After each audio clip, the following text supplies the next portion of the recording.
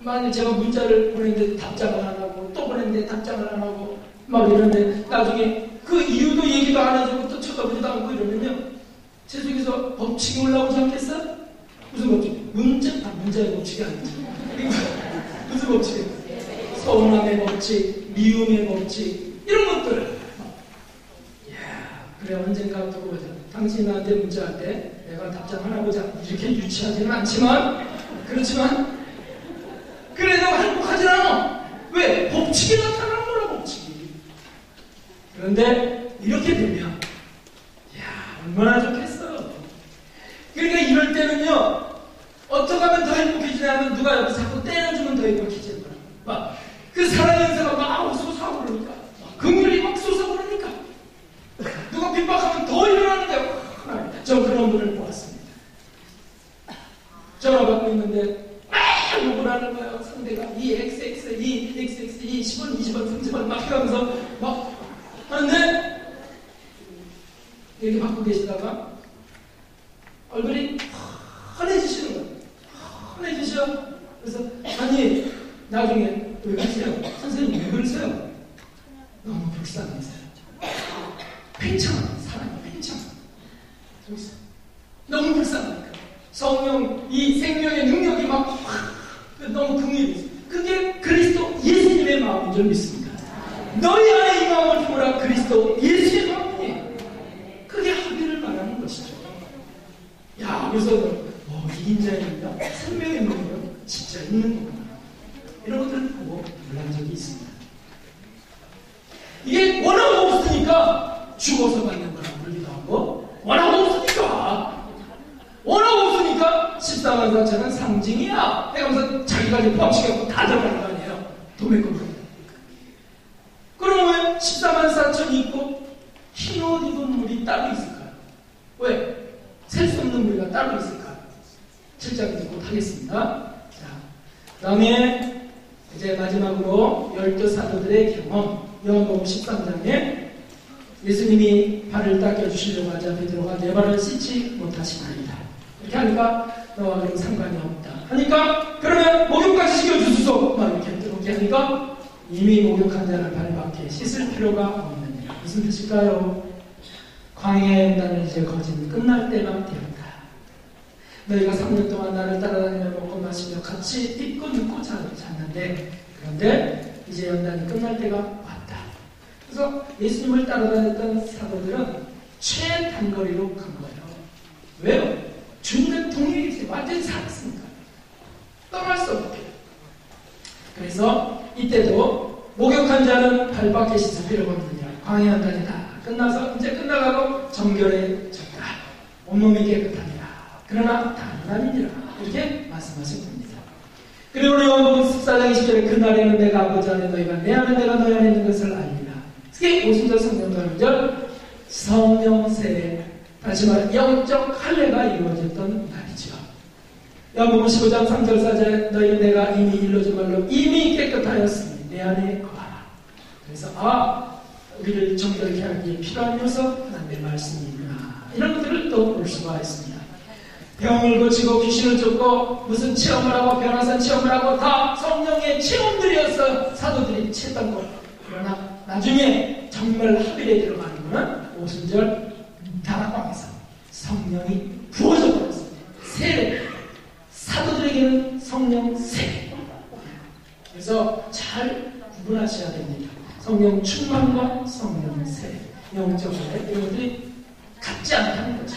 성령 세례는 영적 세례를 말하는 것입니다. 여러분, 저와 여러분의 신앙생활의 목적이 무엇입니까? 배워 고치는 거? 그럼 의사한테 가세요. 복 받는 거? 점집에 가세요. 땅을 크게 넓히는 거? 부동산으로 가세요. 우리 신앙생활의 목적이 무엇입니까? 출세? 뭐 하십시오? 뇌물 주십시오? 세상적으로 말이죠. 신앙생활의 목적은 생명이 하늘에 있는 줄 믿습니다. 할렐루야.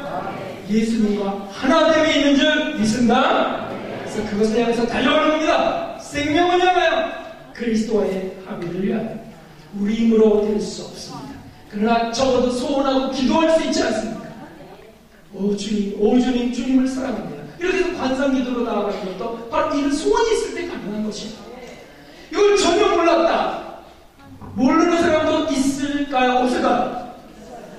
많을까요? 적을까요? 많습니다, 여러분. 많습니다. 이 집회 속에 저는 이런 분도 만나봤어요. 성화라는 거 처음 들어봤습니다. 이런 분도 만나봤어요. 교회에서 성화는 전혀 사용하지 않았대요. 아마 성화가 많이 붙여있어서 그런가 보죠, 벽에. 그런 얘기를 안 해주는 거예요. 신앙생활의 목표? 그 목사 말 잘 듣고 순종하고 전도 많이 하면 돼. 이렇게 한다면 어찌 되겠습니까? 그러니까 이런 분이 생기는 거죠. 저는 참 안타깝습니다. 엊그제 들었습니다. 저희 교회 장로님과 권사님이 어느 기도원을 갔어요. 그래서 거기서 어떤 분의 설교를 들었는데 그분이 큰 교회 다니시랍니다. 그런데 이렇게 말씀하시더랍니다. 우리 교회는 장로가 40명인데 아이고 명절 때 과일 박스 하나 안 갖고 온다고 이 장로놈들이 이거 다 이거 쓸데없다고.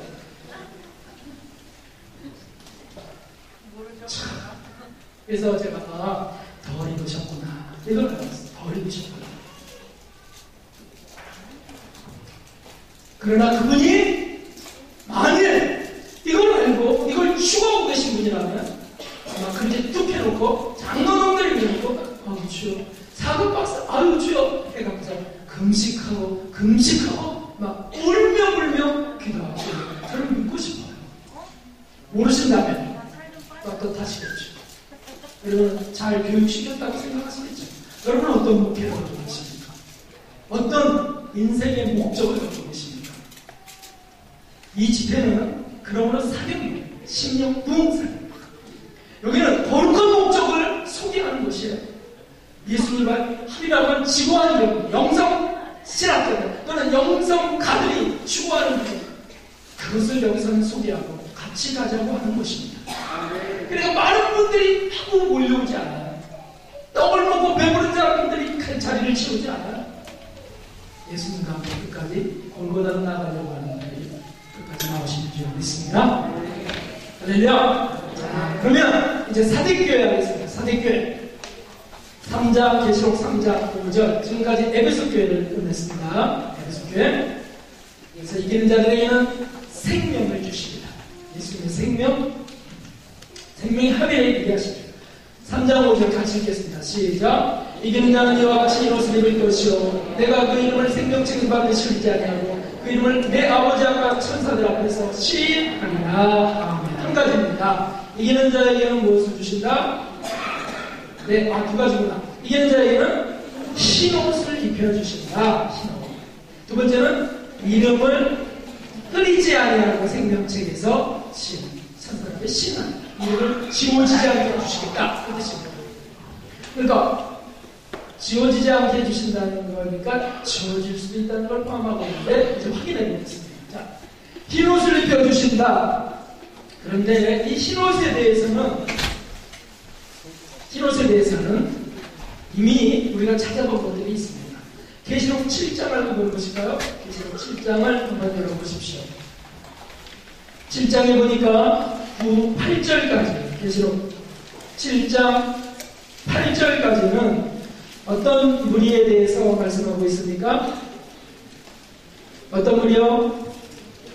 14만 4천 7장 8절까지 1절에서 8절까지 14만 4천 입맞은 종들 휴거 성도들에 대해서 말씀하고 있고요. 그 다음에 9절부터는 어떤 분들입니까? 셀 수 없는 무리예요. 14만 4천이 아니고 셀 수 없는 무리. 그런데 어디서 나온다고요?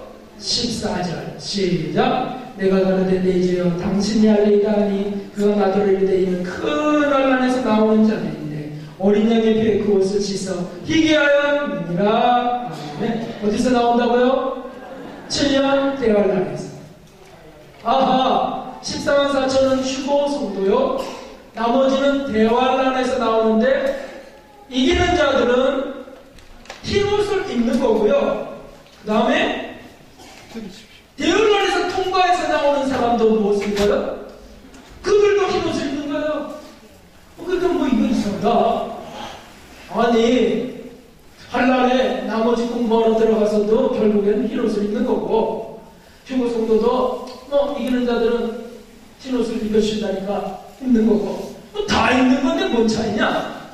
그게 아니라는 거죠. 그래서 이 교회 시대 임마주종들 14만 4천과 큰 나라를 통과하는 성도들 다 입는 흰옷이지만 다 입고 있어요. 근데 시기가 틀리다. 시기가 틀리다. 이 14만 4천 이분들은 교회 시대 동안에 이겨서 입는 흰옷이에요.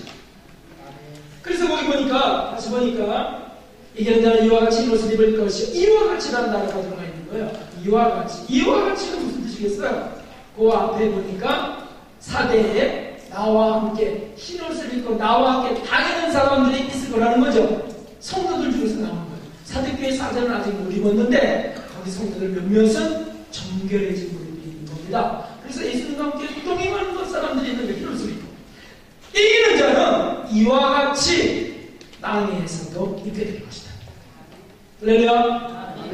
천국 갈 때는 다 입어요, 여러분. 천국 갈 때는 누구든지 흰옷 다 입고 왜? 정결해진 증표로 입는 것이에요. 이 흰옷은 죄 문제가 완전히 해결됐다. 완전한 구원이 확보됐다. 정결해진 표로 주시는 게 흰옷이에요. 천국 갈 때 죄 문제 해결받지 않고 누가 가겠습니까? 갈 수 없습니다. 다 죄 문제 해결받고 정결해져야 가는 나라예요. 천국이 쓰레기통이 아니잖아요. 그러면 다 있는데 뭐냐? 아니, 이 땅에서 천국 갈 때 말고 이 땅에서 살 때 벌써 흰옷을 입는 사람, 이기는 자들은 이와 같이 흰옷을 입게 될 것이다. 할렐루야. 그러니까 다시 말하면 이기는 자들은 죄 문제가 완전히 해결돼서 영적 할례 받아서 의롭다함을 받아서 완전 구원을 확보하게 될 것이다. 그리고는 영적으로 흰옷을 입는 것이죠. 그런 말씀입니다. 그러니까 광야 연단 과정 속에서 연단이 안 끝나면 입을 수 있을까 없을까? 연단이 안 끝났을 때 흰옷 입을 수 있을까 없을까? 없습니다. 예수님 영접했어도 못 입습니다. 죄가 아직 있으니까.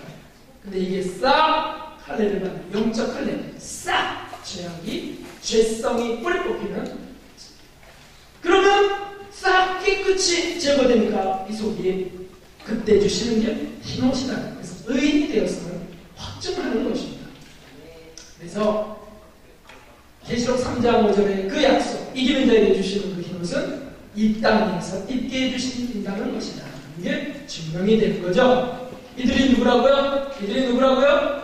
교회 시대 임마주들들 14만 4천 슈거 성도들이다. 그들은 살면서도 정결해져서 흰옷을 입고 다니시는 거예요, 사실. 그러니까 그들이 죄를 속에서, 영 속에서 죄가 나올 수가 없어요. 뿌리 뽑아버렸기 때문에. 그래서 여러분, 요한일서 3장 9절에 보면 하나님께로서 난 자마다 죄를 짓지 아니하나니 하는 말씀이 있어요. 하나님께로 난 자마다 죄를 짓지 아니하나니. 근데 우리 하나님께 맞다고 생각하는데 죄를 짓나요, 안 짓나요? 짓잖아요. 그래서 그것도 역시 이긴 자들에 대한 말씀입니다. 하나님께 난 자는 세상을 이기는 자. 세상을 이긴 이김이 이것이니 우리의 믿음입니다. 믿음 갖고 이긴 자들이 하는 거예요. 자, 그러면 생애 중 영적 할례 은총을 받은 사람들이고 이 흰옷을 우리가 살펴봤는데, 그러면 계시록에 3가지 옷이 나오고 있다는 거 한번 찾아봐야겠습니다. 먼저 자기 옷을 찾아보겠습니다. 자기 옷은 계시록 16장 15절, 계시록 16장 15절 한번 읽어보겠습니다. 시작. 보라, 내가 속히 오리니 누구든지 기어 자기 옷을 지켜 벌거벗고 다니지 아니하며 자기의 부끄러움을 보이지 아니하는 자가 복이 있도다. 자기 옷을 지켜 벌거벗고 다니지 않는 자가 복이 있다. 그래서 자기 옷이 뭡니까? 또 계시록 7장 14절에 보면 그 옷을 씻어 희게 하였느니라. 22장 14절에 두루마기를 빠는 자들은 복이 있느니라. 이게 다 자기 옷이에요. 자기 옷은 뭘까요? 자기 행실이라는 것이죠. 자기 행실. 그게 자기 옷이에요. 영적으로는 옷으로 보시는 거예요. 그러니까 우리가 꿈속에서 만든